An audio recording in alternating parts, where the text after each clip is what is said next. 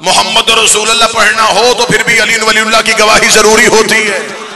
इसलिए कि आज तक जितने लोगों ने झूठे नबूवत के दावे किए उनमें कोई भी अली वलीउल्लाह पढ़ने वाला नहीं था। आज तक किसी भी अली के नौकर नबी होने का दावा नहीं किया, क्योंकि हम अपने बच्चों को बता देते हैं कि बेटा जब अली जैसा नबी नहीं बन सकता फिर किसी नौकर की औकात ही क्या।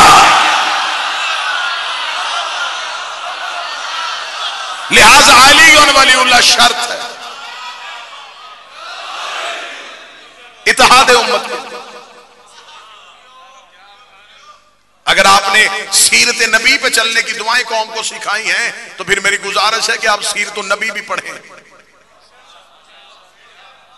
सिर्फ नबी की सीरत पे चलने की दुआ काफी नहीं, नबी की सीरत भी पढ़नी। अगर यहां पे आले मोहम्मद के यहां इत्तेहाद ना होता तो कभी भी मदीने में ईसाइयों के घर ना होता। हमारा नबी तो इतना इत्तेहाद का दाई नबी था कि सीरत की किताबें निकलती हैं कि मक्का की गली से गुजर रहे हैं और सामने एक ज़ईफा चल रही है जिसके हाथ में उसका वजनी सामान है और उससे उसका सामान उठाया नहीं जा रहा। वो रखती है फिर उठाती है, फिर रखती है फिर उठाती है। रहमत की नजर पड़ गई, उसके करीब गए, उसे जाके नबी ने कहा अगर तू कहे तो तेरा सामान मैं उठाऊं। मैं शायद समझा नहीं सका, ये वो कह रहा है जिसके नाज परवरदिगार उठाता है।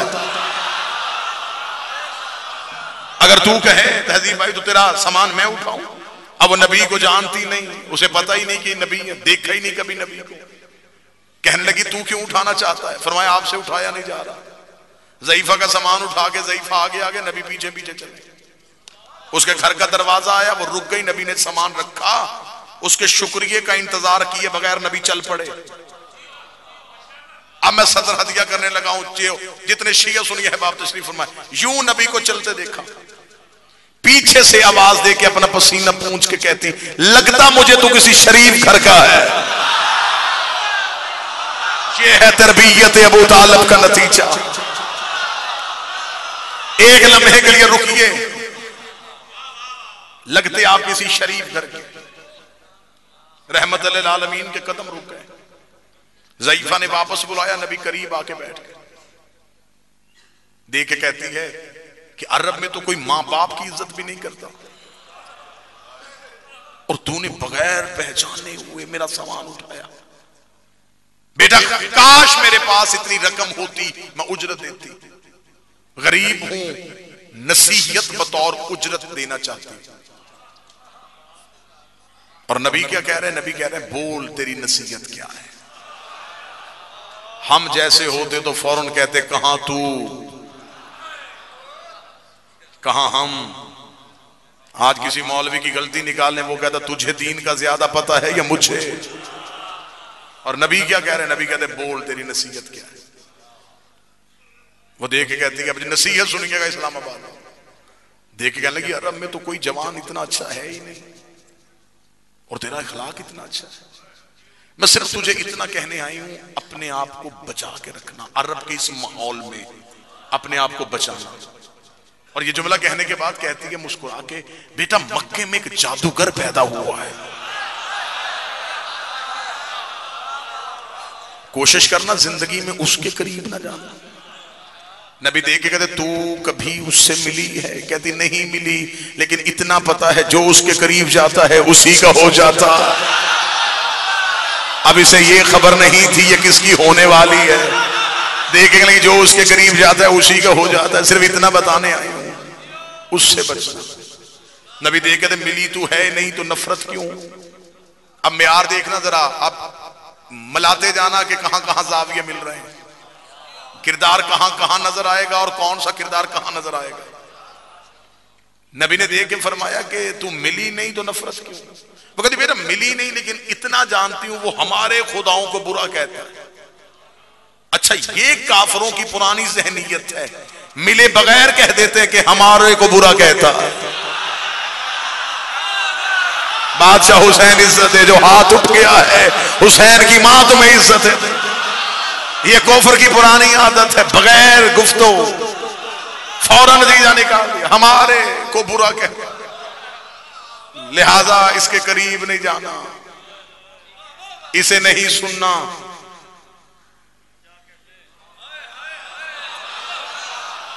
अच्छा, रसूल ने कहा अच्छा तो तुम्हारे खुदाओं को बुरा कहता है, तो फिर क्या करना चाहिए? कहती उसके करीब नहीं जाना।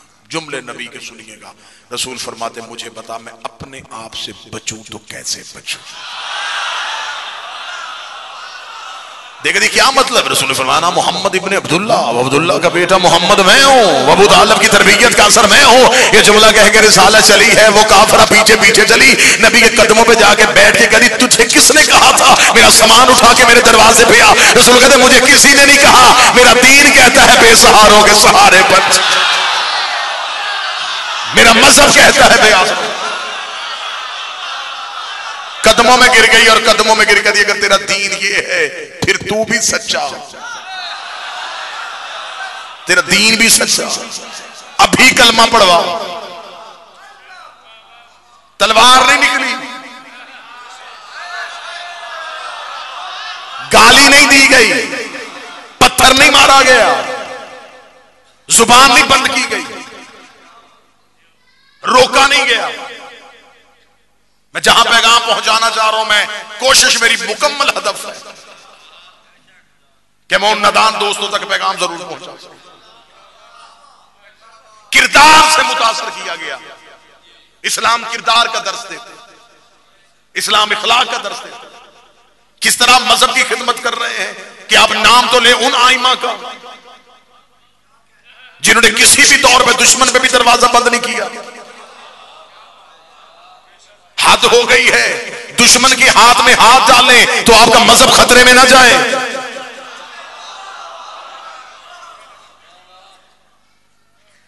क्या है सीरत? सिर्फ इस्लाम में एक ही चीज है, इस्लाम का मरकजी मंशूर किरदार। आज जितना बेहतरीन मजहब था उतना बदनाम क्यों हो गया? इस्लाम सबसे बेहतरीन मजहब और आज दुनिया में खतरनाक तरीन साजिशों का शिकार क्यों? मैं पूरी खुल के गुफ्तगू करता हूं इसलिए दुश्मनियां ज्यादा है। इस्लाम को उतना नुकसान बाहर से नहीं हुआ जितना अंदर से हुआ। मैं खुल के लफ्ज कहना चाहता हूं, इस्लाम को उतना नुकसान काफिर ने नहीं पहुंचाया जितना मुनाफिक ने पहुंचाया। इस्लाम के नाम पे खेल खेले गए, आड़ इस्लाम की बनाई गई, लिबादे इस्लाम के ओढ़े गए और इस्लाम ही को घटाने की कोशिश की गई। आज ये जो दाढ़ी दीन की अलामत थी, ये दहशतगर्द की पहचान बन चुकी है। आप अपने बच्चों को गैर मुल्क में सफर करवा के देखें, आपको पता चलेगा कि आपने इस्लाम की कितनी खिदमत की। आप किसी दियारे गैर में जाके अपने मजहब का तारुफ करवा के देखें, इसलिए कि वो तुम्हारा मौलवी नहीं सुनता, वो तुम्हारी तारीख पढ़ता है।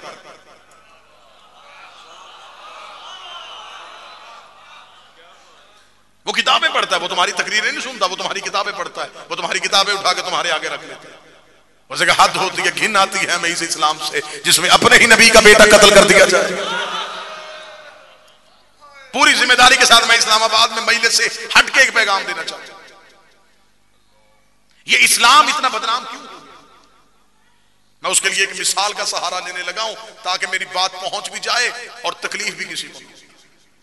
जब पहली दफा पानी जमीन से सीने को फाड़ के बाहर निकलता है ना, वो पानी बड़ा साफ और शफाफ होता है, उसमें कोई रंगत नहीं होती और उसका जायका खराब नहीं होता। वही पानी जब चश्मों में आता है, चश्मे नदियों में जाते हैं, नदियां दरियाओं में आती हैं, दरिया समुद्रों में आते हैं, वो पानी जहां जहां से गुजरता जाता है वो जंगल के करीब से गुजरता है, जंगल की गंदगी को शामिल कर लेता है। शहरों के गुजरता है, आबादियों की गंदगी शामिल हो जाती है, मिट्टी की रंगत शामिल हो जाती है। वो पानी चलता चलता चलता जब हम तक पहुंचता है, अब हमें डॉक्टर और तबीब कहते हैं इसे छान के पीना, इसे उबाल के पीना, इसमें बीमारी है। अब हमारा सवाल है, ये पानी तो वही था जिसमें शिफा थी, इसमें बीमारी कैसे है? अब मैं जो जुमला कहने लगा ये जुमला है मौजू, वो देख के कहेंगे कसूर पानी का नहीं, रस्तों में पानी का असर बदल दिया। जहां से पानी गुजरा है उन रस्तों की वजह से पानी की रंगत तब्दील हो गई है। कसूर इस्लाम का नहीं है। जब मक्के की गलियों से इस्लाम निकला था, इस्लाम ने इज्जत भी थी, इस्लाम ने वफा भी थी, इस्लाम ने एहतराम भी था, इस्लाम पे हया भी थी। लेकिन जब ये इस्लाम बादशाहों के दरबारों से गुजरा, इसमें गंदे रावी आ गए, इसमें झूठी हदीसें आ गई, इसमें बादशाहों का किरदार आ गया। अब जो इस्लाम हम तक पहुंचा तो अब हमें जमाना पूछ रहा है तुम दहशतगर्द क्यों हो? क्योंकि इस्लाम गदीर का नहीं दिखाया, इस्लाम शकीफे का दिखाया गया। इमामत वाला इस्लाम नहीं।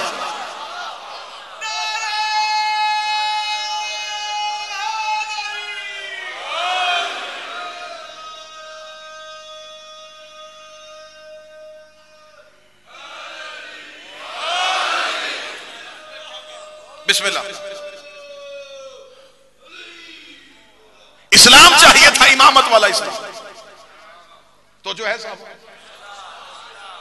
आज भी इज्जत इस्लाम की चाहते हो तो गदीर का मंशूर नाफज करो। सिर्फ एक जुमले की दुश्मनी में पूरा खुतबा छोड़ दिया।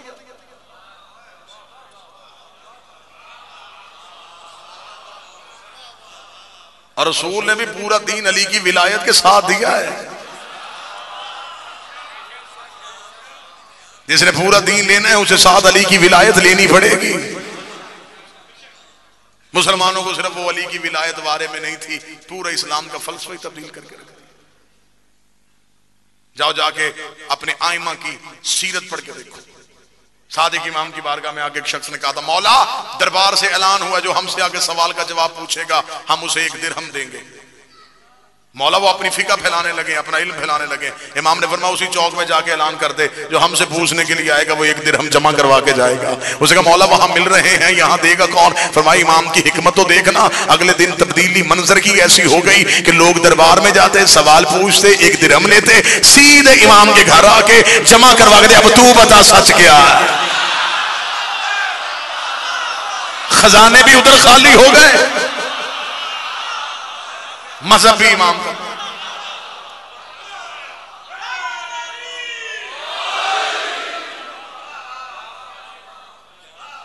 नफरत का पैगाम मजलिस में नहीं। हम हुसैन के नाम पे आते हैं, हम हुसैन सुनना चाहते हैं, हुसैन पढ़ते हैं, अली सुनना चाहते हैं, अली पढ़ते हैं। हम अली ही पढ़ना चाहते हैं। और मौला सरकार सादिक ने कितना खूबसूरत लम्हे कि जितने मेरे नौजवान बैठे, मौजू में दिलचस्पी है या नहीं?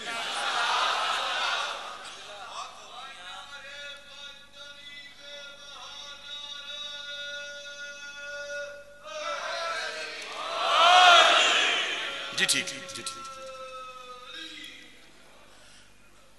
मौजू में दिलचस्पी है। मैं सिर्फ अपने नौजवानों को बताना चाहता हूं कि असल इस्लाम क्या था। हमें उसने तख्लीक हमारी इबादत है, लेकिन इबादत वो नहीं है जिसे तुम चाहो, इबादत वो है जिसे वो चाहे। एक शख्स ने अमीरुल मोमिनीन से पूछा था, मौला किसी इंसान के बारे में पता करना हो ये अच्छा है या बुरा है तो कैसे पता करें? इमाम ने फरमाया उसका ज़ाहिरी तकवा ना देखना, सिर्फ ये देखना किसी का हक तो नहीं खाता। अगर किसी का हक खा ले तो फिर समझ लेना उसकी इबादत भी कबूल नहीं है, उसकी नमाज भी कबूल नहीं है। वो हमसाए का भी हक खा ले तो अल्लाह नमाज नहीं कबूल करता, और जो आले मोहम्मद का ही हक खा ले।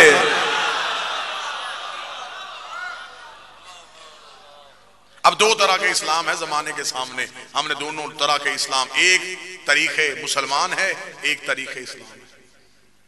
मुसलमान की तारीख और है, इस्लाम की तारीख और। मैंने जुमला कहा था इत्तेहाद बैनुल मुस्लिमीन के ख्वाहिशमंद हैं, लेकिन इंतशार बैनुल मोमिनीन का सबब न बने। दुश्मन के साथ इत्तेहाद अपनों को कमजोर करने के लिए ना किया जाए।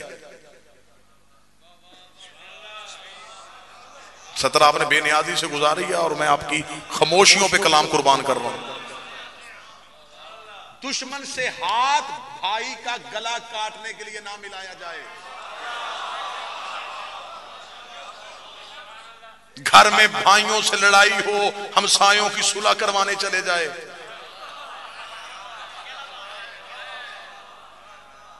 हो सकता है कि घर में लड़ाई ही उस सुलह की वजह से हो रही हो। कोई तो होगा जो सदर की कीमत मुझे वापस करेगा।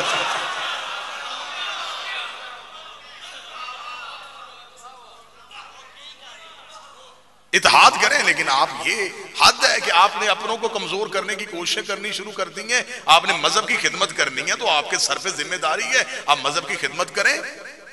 अगर आपकी सुनी जाती है तो फिर एक एहसान हम पे कर दें। आप बैठते हैं अरबाब इक़्तिदार में, आप ईवान इक़्तिदार में जाते हैं, आपकी सुनी जाती है, तो अगर आपकी सुनी जाती है तो आप बजाय अपनों पे जोर आजमाने के आप थोड़ी हिम्मत करें, थोड़ी जुर्रत करें, सिलेबस में आइमा की कहानियां लिखवाएं, दीनियात के लिटरेचर में लिखवाएं ना, अपनी ताकत का इस्तेमाल करें। उन्हें कहें कि एक पूरा चैप्टर, एक पूरा बाप होना चाहिए इमाम सादिक पे। हद हो गई है, इक़्तिदार भी आपके पास रहे, तख्त और ताज भी आपके पास रहे, दुश्मन ने तुम्हारे लिटरेचर पे कब्जा किया हुआ है।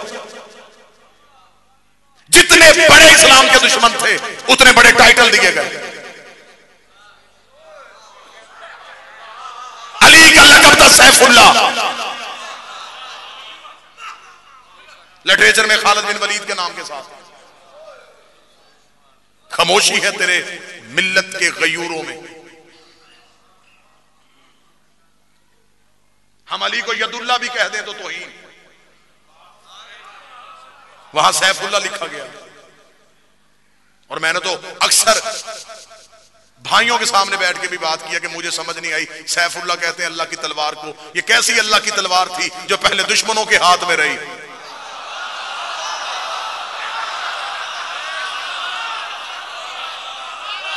अल्लाह की तलवार तो वही है जो अल्लाह के मुजाहिद के हाथ में हो। तुम्हारे बच्चे यही दीनियात पढ़ते हैं, तुम्हारे बच्चे यही इस्लामियात पढ़ते हैं। मदारस का सिलेबस और है, स्कूल कॉलेज का सिलेबस और है। वो मजलिसों में 4 जुमले फजीलत के सुन के जाते हैं, दीनियात वो ही पढ़ते हैं जिसमें लिखा हुआ है महमूद गजनवी इस्लाम का हीरो है, उसे सोमनाथ का बुत तोड़ा था। एहसान करो, बताओ लोगों को कि वो बुत शक्नी के लिए नहीं आया था, उस बुत के अंदर सोना था जिसे पाने की ख्वाहिश में वो आ गया था। बुत तोड़ने होते तो अपने शहर के पहले तोड़ता। सिर्फ एक बुत शिकन की तारीख को कम करने के लिए मर्जी के किरदार तराशे गए, मर्जी के करैक्टर तराशे गए।